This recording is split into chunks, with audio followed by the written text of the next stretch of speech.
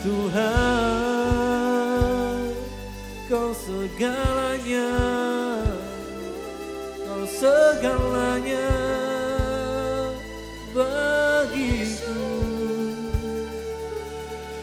Biar semua yang bernafas meninggikan nama-Mu, biar semua yang bernafas memuliakan-Mu.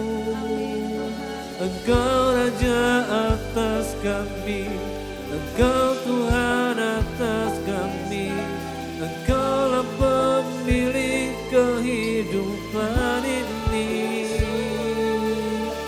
Ku angkat suara, ku angkat suara, ku angkat pujian hanya bagimu.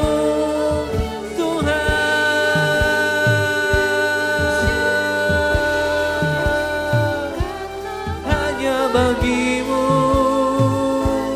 hanya bagimu.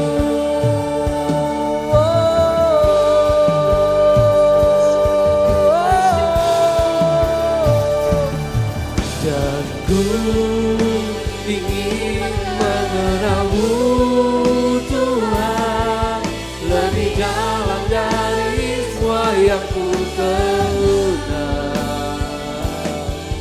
Tiada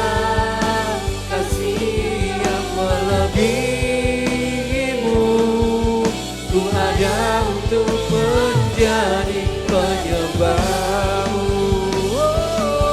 dan ku ingin mengenal-Mu Tuhan lebih dalam dari semua yang ku kenal. Tiada kasih yang ku ada untuk menjadi penyembah-Mu.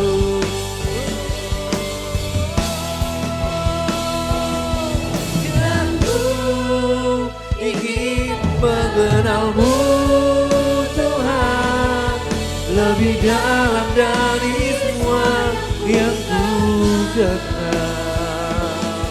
Tiada kasih yang melebihi-Mu, ku ada untuk menjadi penyembah-Mu.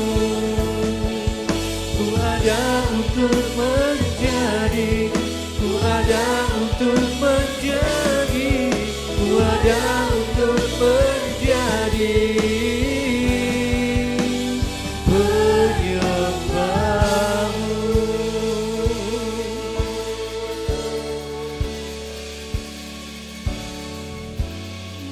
Tuhan, kami sungguh bersyukur.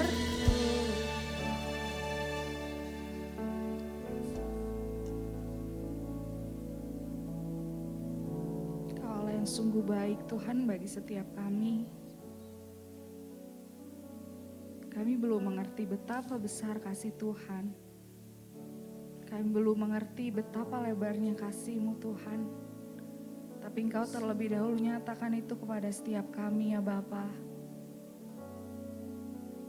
Kami gak bisa memperkirakan Tuhan seberapa besar itu Tuhan.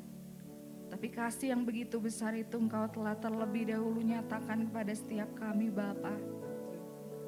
Dan pada sore hari ini Tuhan, ajar kami untuk boleh mengasihi Engkau.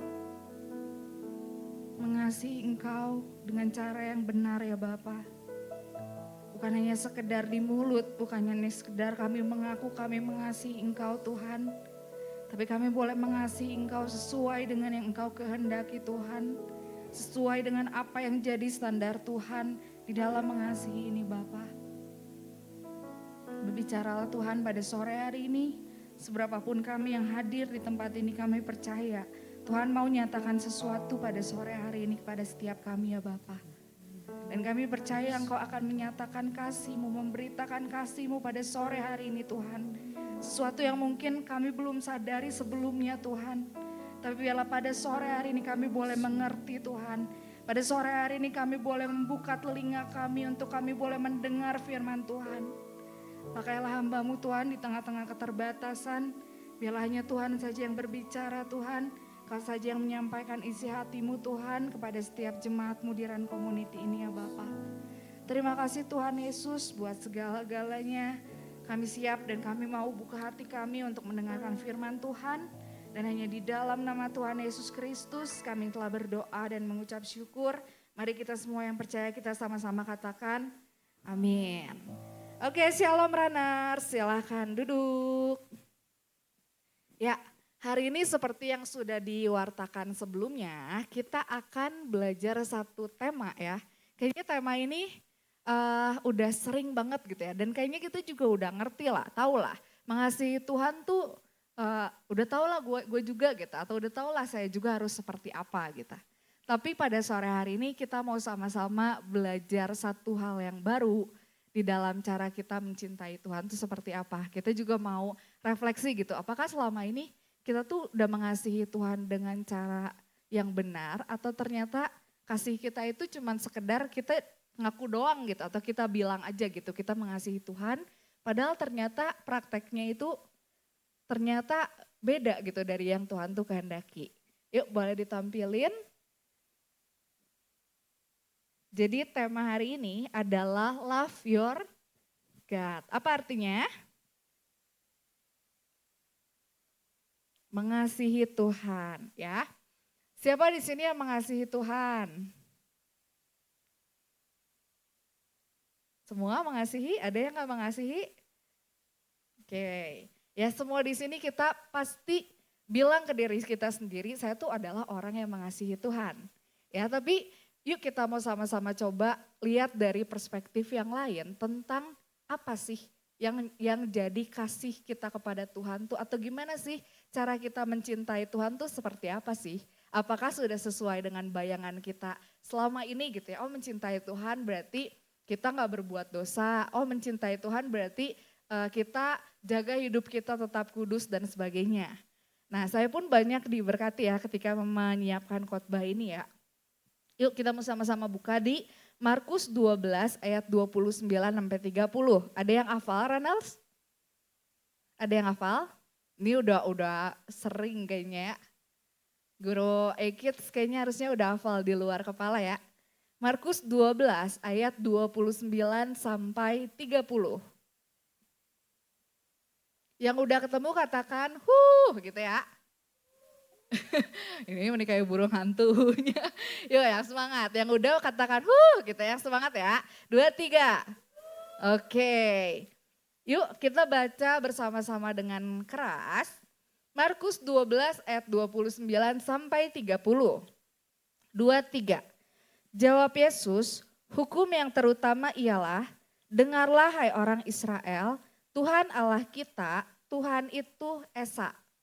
Kasihilah Tuhan Allahmu dengan segenap hatimu, dan dengan segenap jiwamu, dan dengan segenap akal budimu, dan dengan segenap kekuatanmu.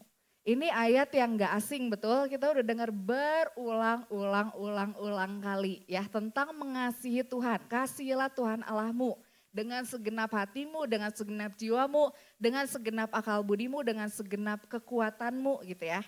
Nah perhatikan kata yang di garis merah ya. Dengarlah hai orang Israel, Tuhan Allah kita, Tuhan itu Esa. Apa arti Esa? Esa apa? Satu, tunggal ya. Nah, kemudian ada kata ini, kasihilah Tuhan Allahmu.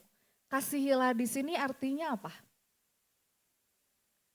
Mengasihi layaknya misalnya suami istri kah, atau hubungan antara ibu dan bapak, ibu dan anak, atau misalnya mengasihinya itu antar teman. Kasihi di sini tuh apa? Kenapa? Kasih agape. Oke. Nah, kasih di sini kalau kita lihat dari terjemahan aslinya itu bukan kasih yang apa namanya? Bukan kasih yang seperti kita bayangkan selama ini. Kasih itu kayak apa namanya? Ya kita mengasihi orang dan sebagainya. Tapi kalau kita lihat dari bahasa aslinya, ternyata kasihilah itu berasal dari kata ahafta. Ya. Dan ahafta ini asal katanya itu dari ahafah, yang artinya itu kesetiaan. Ya, jadi kasihilah Tuhan Allahmu di sini sama dengan setialah kepada Tuhan Allahmu. Ya, jadi kalau kita dengar kasih dan benak kita tuh bilangnya, oh kasih itu kayak ya antara kita selama ini konsep mengasihi Tuhan tuh seperti apa, itu benar. Tapi kalau dalam bahasa aslinya, kasihilah itu berasal dari kata kesetiaan, setia. Ya, nah jadi kita sering kali dengar ya setia. Biasanya orang dituntut kesetiaan itu pas kapan sih? Menikah, betul. Nah, apalagi? Kapan orang tuh dituntut kesetiaan? Kerja, betul ya, loyal ya. Terus apa lagi? Loyal. Ya, apalagi? Menjadi budak korporat, kata Agnes ya. Oke, ya jadi kesetiaan itu yang bisa kita lihat itu dalam pernikahan, betul? Ya. Nah, kita sering kali dengar yang namanya setia. Apa sih yang dimaksud setia itu? Yuk kita belajar makna setia ini dari Alkitab. Orang tuh kalau setia tuh cirinya kayak gimana sih? Setia, dia mah setia. Dia mah gak setia, apa cirinya? Apa sih? Tidak selingkuh. Ih benar banget, benar. Ya siapa yang mau, siapa yang bilang orang yang selingkuh itu setia? Ketajong terus, ketendang terus. Oke, setia itu tadi yang Civerina bilang itu benar. Tidak selingkuh, yang artinya ini teman-teman. Tidak ada Allah lain di dalam hidup kita. Tahu gak ada Allah lain, gue juga gak ada, cuman Tuhan, gue menyembahnya gitu ya. Tapi hati-hati, Allah ilah zaman sekarang itu banyak guys. Coba bilang kiri kanannya banyak guys, hati-hati gitu. Oke, Allah lain zaman now itu bisa berupa apa sih? Gadget, betul. Apalagi? Apa? Duit, betul lah. Apalagi? Hobi, terus apa lagi? Pekerjaan, pacar, wis. Terus apa lagi yang bisa jadi Allah lain? Ya benar, pacar juga bisa jadi Allah lain gitu ya. Kalau kita terlalu sayang gitu ya sampai menomorduakan Tuhan, pacar kita tuh jadi nomor 1 gitu ya. Apalagi yang bisa jadi Allah lain di zaman now? Pelayanan, beda mah beda. Oke, betul, pelayanan juga bisa jadi Allah lain. Ya kita berpikir, saya mah melayani gitu ya, buat Tuhan. Padahal sebenarnya kita mencari sesuatu dalam pelayanan itu. Padahal sebenarnya kita menomorsatukan pelayanan, tapi kita menomorduakan Tuhannya. Kita terlalu sibuk pelayanan, tapi kita di rumah jarang membangun hubungan pribadi sama Tuhan. Dilihat sama orang sih, hebatnya dia pelayanan terus tiap minggu, ayo di mimbar gitu ya. Nanti jadi singer lah, jadi WL, jadi keyboardist, nanti jadi basis, jadi drum gitu ya. Itu hebat gitu ya, tapi kita sendiri sebenarnya sedang menjadikan pelayanan kita itu Allah lain gitu ya. Kita nggak menjadikan Tuhan tuh yang pertama. Atau kita melayani karena ada udangnya gitu ya. Ada udangnya di balik pelayanan itu ya. Di balik batunya ya. Nah, yuk kita baca di Keluaran 20 ayat 3-5. Boleh satu orang bacain Kak Sarma deh. Boleh minta tolong Kak? Keluaran 20 ayat 3-5.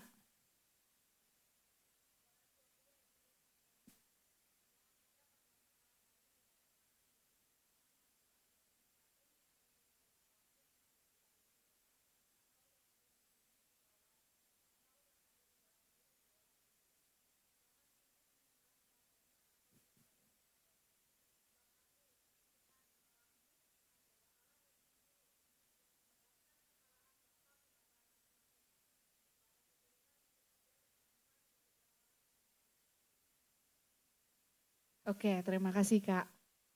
Ya, jadi dalam Keluaran 20 ayat 3-5, ini hukum yang keberapa tuh? Keluaran 20 ayat 3-5, jangan ada Allah lain di hadapanku tuh hukum keberapa? Hukum pertama. Ya, Tuhan bilang kasihilah Tuhan Allahmu. Dan hukum pertama dalam hukum Taurat itu jangan ada Allah lain di hadapanmu. Jadi kesetiaan itu bicara kita cuma menjadikan Tuhan itu satu-satunya Tuhan dalam hidup kita. Kadang yang Tuhan ingetin ketika saya nyiapin khotbah ini ya, Bapak Ibu runners gitu ya di sini, yaitu tentang kita di manusia zaman now modern gitu ya. Selain kita percaya sama Tuhan, tapi di sisi lain kita masih percaya sama yang namanya ramalan. Zodiak ya, bukan zodiak buat mengetahui karakter, tapi mengetahui misalnya nanti ke depan terjadi apa, hari ini harus pakai baju apa dan sebagainya, ya. Nah, terus kalau zodiak berdasarkan karakter itu secara ilmu ada gitu ya, maksudnya ada ininya gitu ya. Nah, tapi yang kita sering lakukan itu ya kita percaya Tuhan, di satu sisi percaya juga sama yang namanya ramalan. Percaya sama Tuhan, di sisi lain kita percaya sio lah, feng shui dan sebagainya. Di satu sisi kita berpijak sama Tuhan, di sisi lain kita berpijak sama yang bukan Tuhan. Ya tahu ya apa yang bukan Tuhan ya. Nah, kita masih berdiri di dua perahu secara sadar nggak sadar. Atau mungkin dalam hidup kita, atau mungkin kita masih nyimpen jimat-jimat, kita masih nyimpen hal-hal yang berbau okultisme dari nenek moyang dan sebagainya. Tuhan bilang jangan ada Allah lain di hadapanku. Dan ketika Imlek juga banyak tradisi enggak guys ya yang merayakan Imlek. Apa tradisinya? Kalau Imlek tuh enggak boleh ngapain? Nyapu. Kenapa enggak boleh nyapu? Iya, membuang berkat, nanti rezekinya juga ikut kesapu katanya ya. Terus enggak boleh apa lagi? Nggak boleh potong rambut, nggak boleh apa lagi Cak? Makan bubur, kenapa Ci? Saya baru dengar. Oh, menunjukkan kemiskinan. Ya banyak tradisi-tradisi seperti itu. Tapi kita percaya ya runners, di dalam Tuhan berkat kita itu bukan ditentukan dari kita potong rambut atau enggak pas Sincia, betul? Bukan juga ditentukan pas kita bebersih atau enggak pas Sincia, betul? Tapi berkat Tuhan itu ditentukan karena Tuhan sendiri, karena kasih karunia Tuhan buat setiap kita. So sekarang mungkin teman-teman yang masih percaya sama ramalan, percaya sama sio, sama feng shui dan sebagainya. Ya ingat berkat kita itu bukan ditentukan dari letak WC dan letak kamar mandi kita di mana gitu ya. Dan nggak ditentukan juga sama letak-letak lemari dan sebagainya ya. Karena kita sudah ditebus dan hidup kita itu ditentukan sama Tuhan aja. So sekarang mungkin teman-teman yang masih punya jimat-jimat mungkin di rumahnya, pilih hari ini mau ikut siapa. Gak bisa kita berdiri di dua perahu yang arahnya tuh berlawanan. Kita akan tenggelam suatu hari nanti. Cepat atau lambat. Dan itu menomorduakan Tuhan tuh jadi Allahnya tuh ada dua yang disembah gitu secara nggak langsung ya, Tuhan dan Allah lain ya. Nah kemudian runners selalu ini nggak pernah baca nggak tentang kisah orang Israel di zaman raja-raja? Pernah? Zaman Daud, Salomo, zaman Saul ke bawahnya. Pernah baca tentang itu? Apa yang jadi isu kejatuhan Israel itu apa? Penyembahan berhala. Itu yang bikin bangsa Israel tuh jatuh. Karena ada Allah lain di sana. Nah kenapa sih kok Tuhan kayak narsis banget gak boleh ada Allah lain gitu ya. Emang Tuhan tuh pengennya dipuja-puji gitu ya. Pengen semua bangsa Israel dipuja-puji gitu, muja-muji dia gitu ya. Kok Tuhan tuh narsis banget sih sampai kayak gitu aja bangsa Israel kayak dihukum dan sebagainya. Nanti kita akan temukan alasan kenapa Tuhan tuh benci sama yang namanya berhala. Tuhan benci sama yang namanya Allah lain. Dan itu waktu kita tahu kebenarannya, itu mind blowing banget sih. Ya. Nah, kemudian saya lanjut dulu nih sebelum masuk ke sana. Setia, dan arti yang kedua tuh apa? Selain tadi si Fer bilang jangan selingkuh, nggak selingkuh gitu ya. Yang kedua apa? Apa arti kesetiaan? Setia, apa setia? Setia itu apa? Kalau orang menikah, apa setia itu? Seumur hidup, mendekati Nas, apa Nas? Selama-lamanya, terus apa lagi? Mendekati. Seumur hidup selama-lamanya apa? Coba. Janji, betul Ci. Ada satu lagi, apa? Betul Kati, janji komitmen sama. Ya apa lagi? Janji, betul tadi itu clue-cluenya udah ada tuh janji, komitmen, seumur hidup, sampai maut memisahkan, apa lagi? Apa lagi? Oke, itu kan tadi janji di awal. Terus udah gitu sampai maut memisahkan di akhir. Ini, setia di setiap musim. Apa yang dimaksud setia setiap musim itu? Waktu senang setia Tuhan, ikut Tuhan, semangat pelayanan, nyanyi-nyanyi di depan gitu ya, melayani, care dan sebagainya. Tapi waktu hidup kita terpuruk, waktu hidup kita jatuh, apa yang kita lakukan? Waktu situasi itu gak berjalan sesuai keinginan kita, apa yang kita lakukan? Waktu apa yang kita doain itu gak kunjung dijawab sama Tuhan, apa yang kita lakukan? Kita marah sama Tuhan, kita mutusin, udahlah mundur, buat apa saya doa, Tuhan mah gak jawab. Ketika apa yang kita mau, gak Tuhan tuh kasih, apa yang kita lakukan? Apakah kita jadi orang-orang yang tetap setia? Atau justru kita pilih, Tuhan gak kasih apa yang saya mau, udahlah ngapain ikut Tuhan. Tuhan gak kabulin apa yang saya minta, saya udah doa lama loh, udah dari berpuluh-puluh tahun tapi sampai detik ini Tuhan tuh gak jawab. Terus buat apa saya doa lagi sama Tuhan? Apa yang kita lakukan di saat keadaan itu gak berjalan seperti yang kita mau? Setia di setiap musim itu artinya dalam segala keadaan. Mau itu berjalan sesuai keinginan kita, mau itu gak berjalan sesuai keinginan kita, mau itu menyenangkan buat kita, mau itu gak menyenangkan buat kita. Maukah kita itu mengasihi Tuhan dengan cara tetap setia setiap musim sampai akhir? Tadi pagi gitu ya, saya tuh diingatkan cerita tentang Ayub ini teman-teman. Kita tahu siapa Ayub ya, yang begitu kaya, begitu diberkati, begitu Tuhan tuh sayang banget sama Ayub gitu ya. Tapi apa yang terjadi kemudian? Semuanya tuh lenyap dalam sekejap, satu malam tuh semua harta habis, anak-anak kebanggaannya tuh habis, mati gitu, maksudnya meninggal gitu ya. Semuanya tuh habis gitu, bahkan Ayub tuh kan terkena penyakit kulit. Kalau kita dalam situasi Ayub apa yang kita lakukan? Kemarin Ryan GERD gitu ya, mungkin dia juga tersiksa gitu ya, menderita gitu ya. Apalagi mungkin Ayub gitu keadaannya berkali-kali lipat. Menyedihkan, menyakitkan, berkali-kali lipat. Dia kehilangan harta, orang tuh gak gampang loh transisi dari kaya menjadi kehilangan semuanya tuh gak gampang loh. Tapi apa yang Ayub bilang? Yuk kita coba baca sama-sama di Ayub 2 ayat 9 sampai 10. Kita baca bersama-sama ya. Ayub 2 ayat 9 sampai 10. Udah ketemu? Oke, yuk kita baca bersama-sama. Maka berkatalah istrinya kepadanya, masih bertekunkah engkau dalam kesalehanmu? Kutukilah Allahmu dan matilah. Tetapi jawab Ayub kepadanya, engkau berbicara seperti perempuan gila.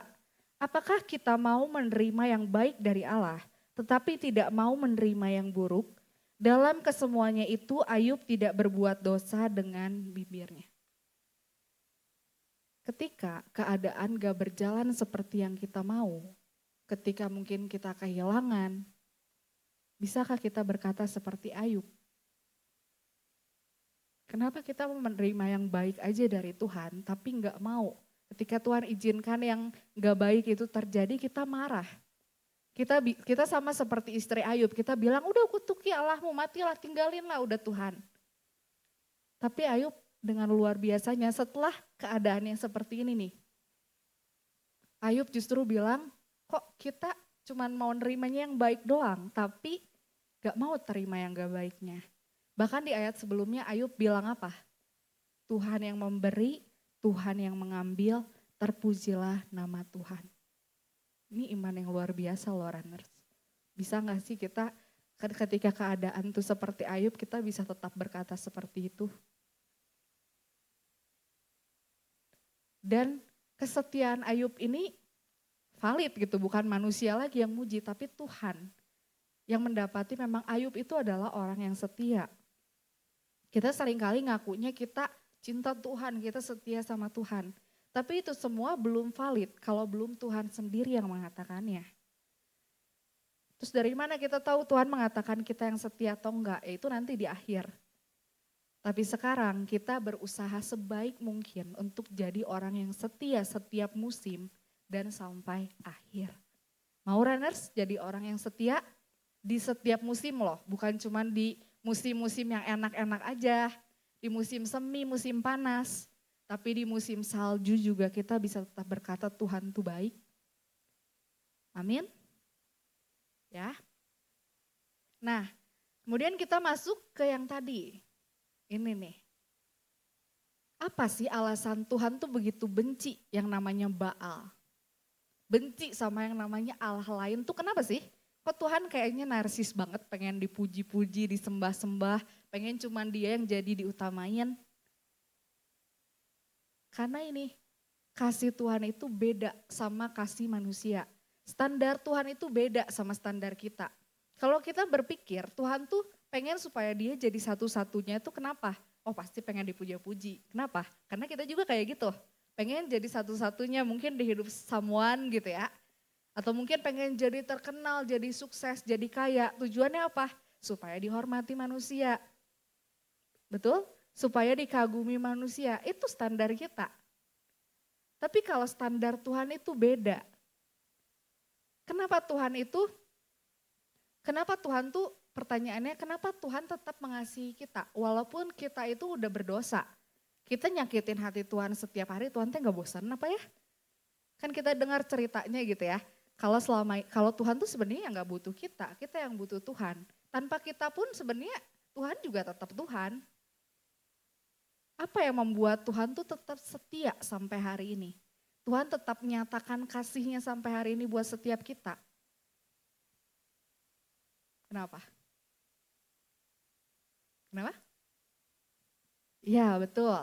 Karena jawabannya Allah itu adalah kasih sendiri. Allah itu adalah kasih. Itu sifat Allah. Sifat tabiat yang gak perlu eksternal tuh gak mempengaruhi sama sekali. Mau kita ada, mau kita nggak ada, Tuhan tuh sifatnya memang begitu. Maha kasih, dia mengasihi setiap kita. Ya, bukan Tuhan tuh pengen dipuja-puji. Kenapa Tuhan benci Baal, benci Allah lain? Bukan Tuhan pengen dipuja-puji sama kita. Bayangin kita suaranya juga banyak yang fals, betul? Goyang nyanyinya gitu ya. Terus pitch-nya nggak tepat dan sebagainya. Tuhan punya malaikat-malaikat di surga yang jauh lebih indah gitu suaranya ya, tanpa kita juga apa, kita mah butiran debu gitu ya. Nah, yang membuat Tuhan tuh benci sama Allah lain, kenapa? Bukan karena dia pengen dipuja-puji sama kita, dapat sanjungan itu. Itu adalah Allah-Allah lain, Baal, mungkin yang kita sembah hari ini yang bukan Tuhan, itu tujuan mereka. Kenapa mau dipuja-puji itu? Karena supaya ditinggikan nama kita. Tapi Tuhan mah udah tinggi, kita merendahkan dia juga dia mah tinggi gitu ya, nggak akan rendah-rendah gitu ya. Yang Tuhan tuh benci sama Baal dan sama Allah lain kenapa? Karena mereka itu berusaha menipu manusia, berusaha mengeksploitasi manusia.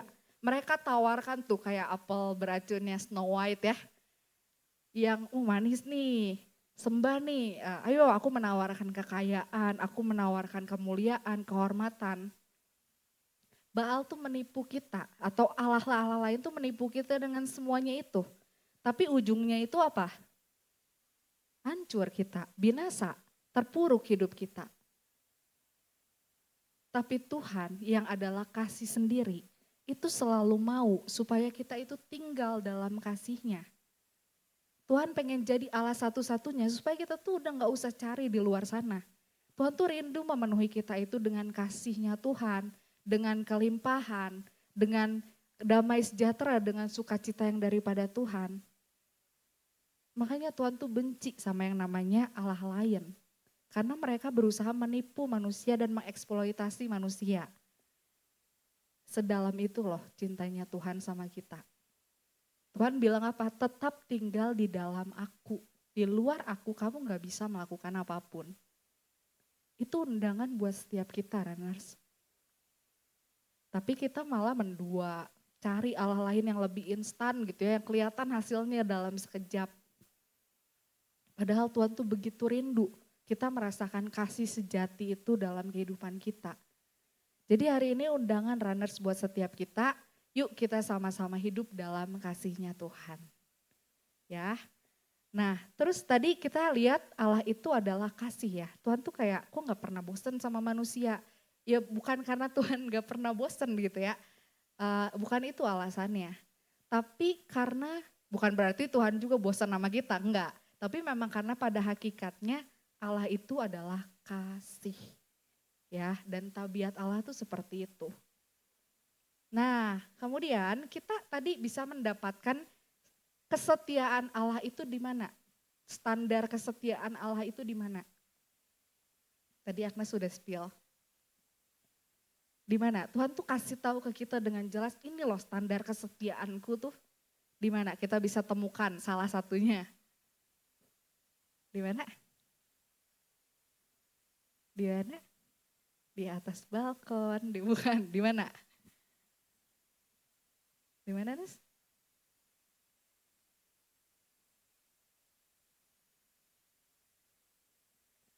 Di sini.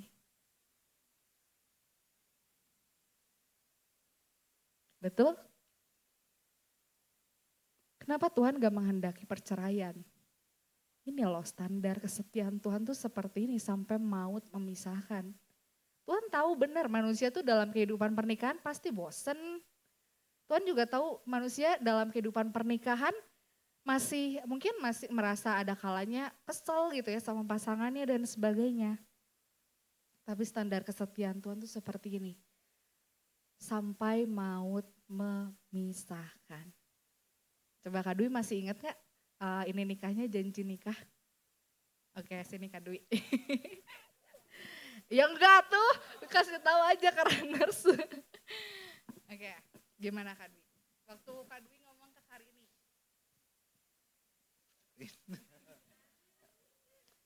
Masih ingat, saya menerima kamu sebagai istri yang sah dan satu-satunya,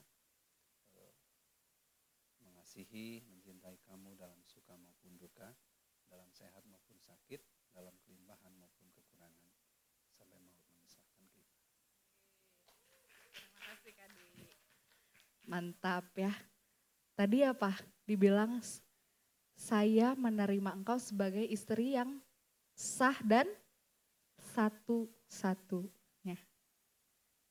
Terus saya bersedia apa tadi? Apa yang dalam sakit itu?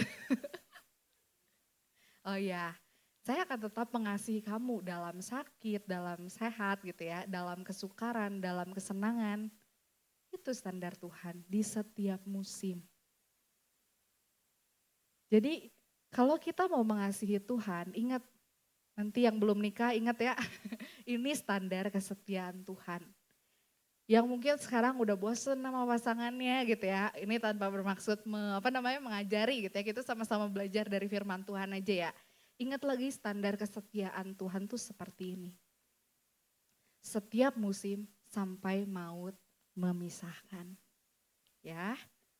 Nah, itu yang pertama tentang kesetiaan. Ini yang kedua cepat aja ya. Yang kedua, coba nih, jawab pertanyaan ini Runners. Tindakan mana yang paling mencerminkan bahwa kita mengasihi Tuhan? 1, 2, 3. Yang mana? Ayo. Yang mana? 1 itu tuh berdoa. Kedua, menyembah Tuhan, praise and worship. Ketiga, pelayanan guys, jadi worship leader. Keempat, baca firman Tuhan. Kelima, berpuasa. Keenam itu datang ibadah. Ketujuh itu ikut perjamuan kudus. Yang kedelapan itu bernyanyi sambil pegang Alkitab. Mana yang paling mencerminkan kita tuh mengasihi Tuhan?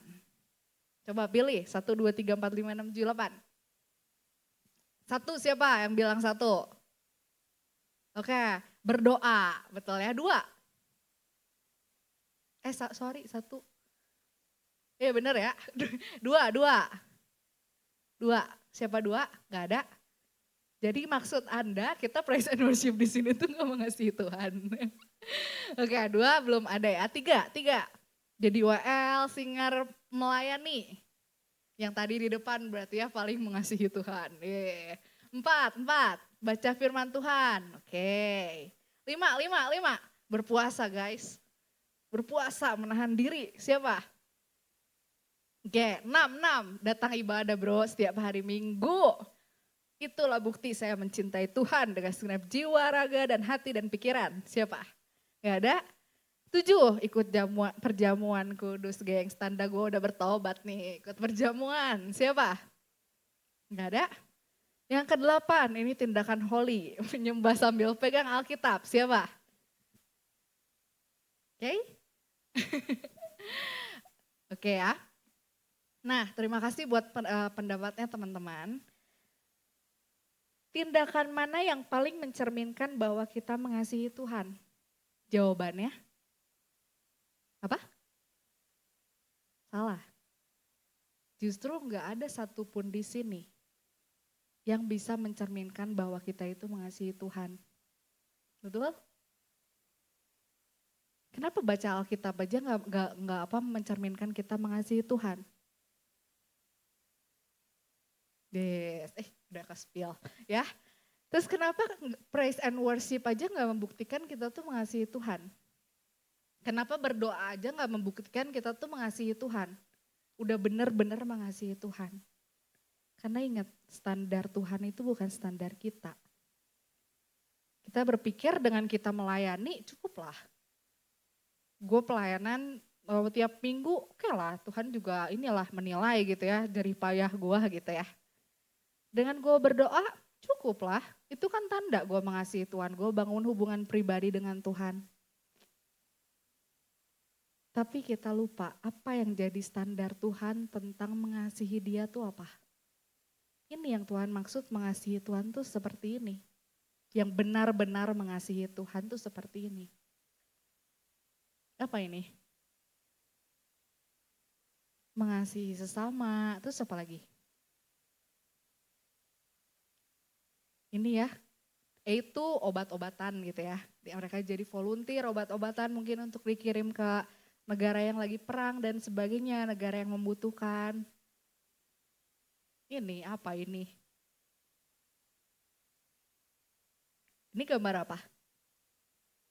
Keluarga, apa yang keluarga ini lakukan? Tiduran, rebahan, ya.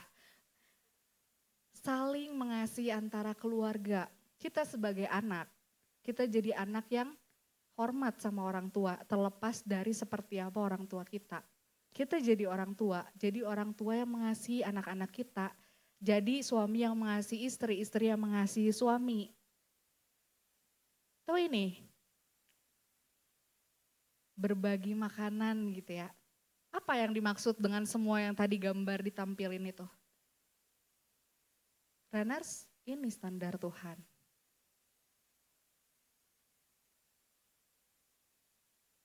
Kita disebut orang yang mengasihi Tuhan itu kalau apa?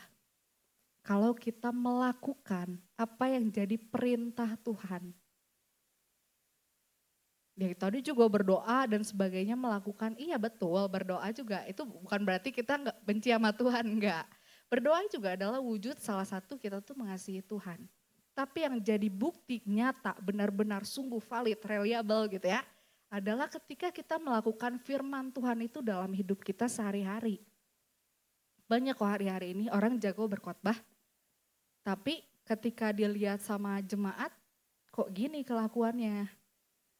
Banyak hari ini orang jadi WL singer di depan, tapi di lingkungan kerja, di lingkungan sekolah, kata-kata kasar masih keluar.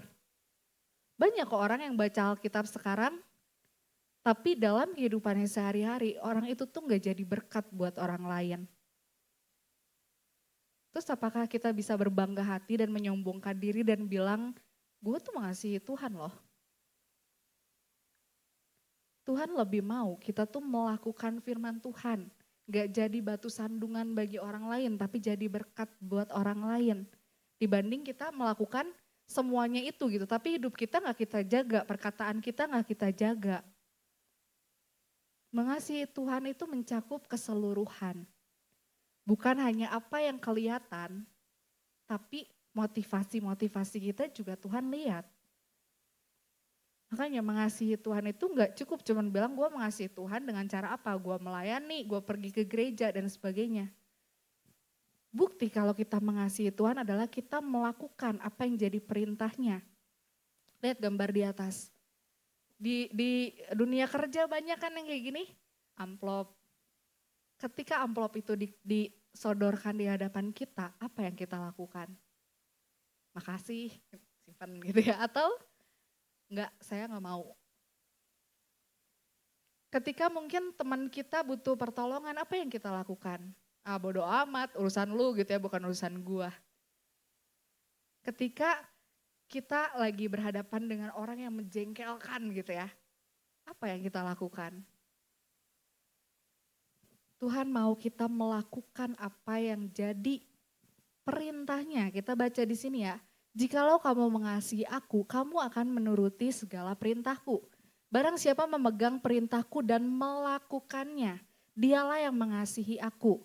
Barang siapa tidak mengasihi aku, ia tidak menuruti firmanku. Pertanyaannya, kita udah lakukan firman itu dalam kehidupan kita sehari-hari atau belum? Atau selama ini kita cuma baca-baca aja? Barijeng gak dilakuin gitu ya. Ya terus apa bedanya kita sama orang Farisi? Mereka juga tahu banyak pengetahuan tentang Alkitab, mereka jago. Tapi dalam hal tindakan, dalam hal penerapannya nol besar.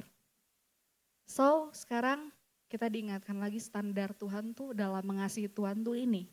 Melakukan apa yang jadi perintahnya. Yang ketiga, apa coba yang ketiga? Ya. Yang ketiga masih belum di-spill. Ya, jadi yang kedua itu adalah melakukan apa yang jadi perintahnya. Yang ketiga, apa bukti bahwa kita tuh mengasihi Tuhan? Apa buktinya? Selain tadi, selain jadi orang yang setia sampai akhir di setiap musim dan sampai akhir. Yang kedua, melakukan perintah-perintah Tuhan, bukan hanya membaca, bukan hanya sekedar bukan hanya sekedar melayani dan sebagainya. Yang ketiga itu apa? Bukti kalau kita mengasihi Tuhan itu apa? Ini guys. Mengasihi sesama. Ya, kita lihat ayatnya di 1 Yohanes 4 ayat 20 sampai 21. 1 Yohanes 4 ayat 20 sampai 21. Yuk kita baca bersama-sama. Udah pada ketemu? Oke. Udah? 1 Yohanes 4 ayat 20 sampai 21. 2, 3. Jikalau seorang berkata, aku mengasihi Allah dan ia membenci saudaranya, maka ia adalah pendusta. Karena barang siapa tidak mengasihi saudaranya yang dilihatnya, tidak mungkin mengasihi Allah yang tidak dilihatnya. Dan perintah ini kita terima dari Dia. Barang siapa mengasihi Allah, ia harus juga mengasihi saudaranya. Benar tahu nggak? Saya tuh awal tahun ini diuji tentang ini. Saya tuh awal tahun ini sempat kesal sama seseorang gitu ya. Saya nggak usah sebutin tempatnya di mana ya. Saya kesal sama seseorang gitu ya. Karena orang ini tuh apa ya, kayak sebenarnya saya merasa nggak ada apa-apa gitu. Kayak biasa aja gitu, gue nggak punya salah apa-apa sama dia. Tapi setiap kali ketemu, cuek. Setiap kali disapa, kayak ya udah seadanya aja dan kemudian dia pergi. Ketika misalnya mau pulang dan sebagainya, saya sapa dan sebagainya, terus kayak ya udah dia pura-pura nggak lihat dan sebagainya. Saya tuh kesel gitu ya. Apa maksud dia seperti ini gitu? Padahal nggak ada apa-apa gitu. Mestinya saya nggak merasa punya salah sama dia. Saya nggak ngomongin dia di belakang dan sebagainya. Nah, terus sebagai manusia yang punya ego dan pride gitu ya, dalam hati tuh kayak, ah ya udah peduli amat, dia mau kayak gitu sok aja terserah. Gue juga bisa, maksudnya kalau ketemu dia lewas aja, nggak usah diwaro gitu ya. Kalau misalnya datang ke tempat itu, datang aja terus langsung pulang. Terus kalau datang ke tempat itu nggak usah nyapa sama sekali, itu lebih gampang ya. Ah ya udah gue mau gitu aja gitu ya dalam hati tuh. Ya enak aja dia kayak gitu dalam hati ya. Tapi Tuhan tuh ingetin tentang ini. Apa tema tahun ini? Sharpen. Siapa yang kasih tahu tema ini ke runners? Saya. Terus Tuhan ingetin, tema tahun ini sharpen. Ada waktu itu Kak Dwi bilang, ada bagian yang harus kita buang, harus kita relakan. Harus kita singkirkan. Sekalipun mungkin itu sakit, karena bagian dari kita itu kan seperti kayak slapper tadi ya. Seperti diserut gitu ya. Ada bagian kita yang akan hilang karena disiarpan proses ditajamkan itu.